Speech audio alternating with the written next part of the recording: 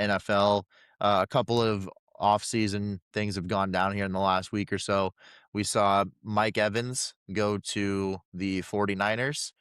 Um, pretty big acquisition for them, you could argue, especially if they're able to retain like Trent Williams and some of those other guys on defense. You've got Colts looking He'll at be Joey hurt. He'll Bosa. be hurt by week 3. Yeah, you got Colts looking at Joey Bosa right now, so hoping we can make that since we weren't able to acquire Trey Hendrickson.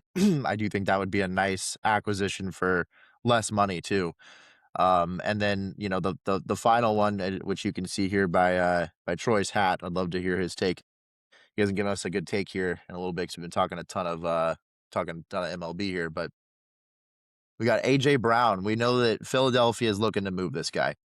He's been a headache in the locker room. It's tough to trade the guy coming off of a Super Bowl win, which is why he probably didn't get moved last year. He's probably been someone that they were looking to move the last couple of seasons, just in terms of the issues between him and Jalen Hurts, the issues between him and the head coach, the antics, the money that's tied up in him. And we know that the Rams were looking to acquire Mike Evans. So does this make sense, Troy? Are they looking? Have you heard any rumors about the Rams looking to acquire AJ Brown and make that trade? That might be tough though, because both the Eagles trading to another NFC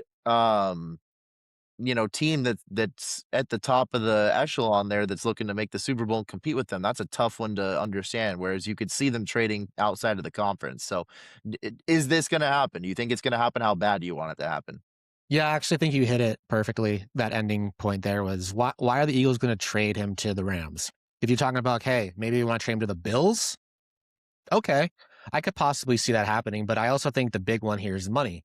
Like you also pointed out there, is I have a little note here that says AJ Brown pre-June 1st was owed $40 million. So if they were to have traded AJ Brown by June 1st, the Eagles would still owe him $40 million because it's a guaranteed contract. If he's traded post June 1st, the Eagles then will save $7 million in cap room. So they have no incentive to trade AJ Brown anywhere within the next 2 months, which is why I don't think anything did happen. Does it make sense for the Rams? I trust Sean McVay to get somebody in line more than probably anybody else in the league. I think we've seen that with some players, especially guys like Odell Beckham Jr. I think that's a perfect example. Kind of a guy that was having some issues off the field, some issues on the field even. He comes in, helps the Rams win a Super Bowl. Now, my only caveat to this is you have Davante Adams. Yep. Is AJ Brown going to want to come in as the third option to start already, knowing he already does have some issues? I think that is where things get interesting, but rumor has it is the Rams were actually talking about including Davante Adams in that trade. So that's where things got a little interesting for me. I was like, damn, man, like Davante's coming off leading the league in touchdowns, right? But then look at the Rams team, they don't really have a guy that can kind of go deep down the field and just get a ball for you late in the game. You could say Puka doesn't do that. Puka's a big yards after catch guy. He's going to take hits for you, which I don't think he should be doing. He's going to run slant routes really well for you. He's just going to be really physical out there. He's going to get you a bunch of yards after the catch. I don't have a guy like AJ Brown. But my only caveat to that is if you're going to trade a lot for AJ Brown, why wouldn't you just try to call up Cincinnati or call up Minnesota and see what it would take to get a guy like Jamar Chase or Justin Jefferson? Like, if you really are pushing all of your chips in the middle and saying, look, we know Stafford's only got a year or two left, why wouldn't you go out and try to get one of the better receivers instead of AJ Brown? And I understand money is a situation. I understand that cap space is a situation in the NFL, but why wouldn't you at least try to make these calls and see if you could get those guys? So I don't disagree. Let me share my screen here really quick, and then we'll wrap up, because there's just one thing I just want to show before we leave here. Because before anyone talks about trading Davante Adams, I think it needs to be shown. There's this move here that full screen here. There's this move right here. So you can see this play, right? They ran this play all season long, where you have Davante lined up right out here on the left side, and he's got this one-on-one coverage because they're forced to, because they're having to commit to the run here because they've just got this heavy run package with 3 tight ends in here, right? And then they're shifting the tight end over. I think that's Higbee if I know an 87, I don't remember for sure. But they're shifting him over this way, which is going to pull one of the backs or safeties, which is just leaving all this space for Devontae. And right here, Troy, if you go back, you could have watched this play.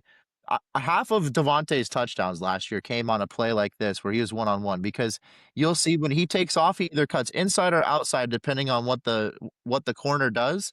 And Matthew Stafford is reading this perfectly. If he literally just look right away, you just see him. All he's doing is just staring right here at this corner to see exactly what Devontae's reading the corner. Stafford's reading Devontae, knowing no matter what the corner does, he's got this touchdown because Devontae is so good. And so you just watch this play right here. That happens so many times, and if it wasn't on the inside, it was him breaking out here to the outside. That play happened so many times last year, and I'm just telling you, Devontae is quite possibly one of the best receivers I've ever seen in my life, especially if you're just needing a single catch. Uh, uh, you've gotta hang on to that guy. I would not trade him for AJ Brown at all. I agree, Jake. And like you were saying, they mostly use Devontae in the red zone in the regular season. That's where Devontae was getting most of his touchdowns. Like I said, he led the league in touchdowns. Yep, And and then, it was on those types of plays. yeah, well, those one on one types of plays where he's going to either break in or out, but Stafford was reading it every time. And do the Rams need a downfield type of receiver because Devontae Adams is 33? Yes, they do. But you have the 13th overall pick. Go out. This is why I said on this podcast a week ago or weeks ago, especially to you guys in text, the Rams are going to go offense at 13 in the draft. They are. Whether that's a tackle or whether that is a receiver, I think they're going to go receiver and get a downfield guy. So no, I don't want to see an AJ Brown trade. If you are going to make a trade for a receiver, go out and try to see what you can get for Jefferson or Jamar Chase. But no. Yep. Yeah, and I mean, I think there's some good. You got Jordan Tyson, guys like that that could be available there. Wide receiver coming out of ASU.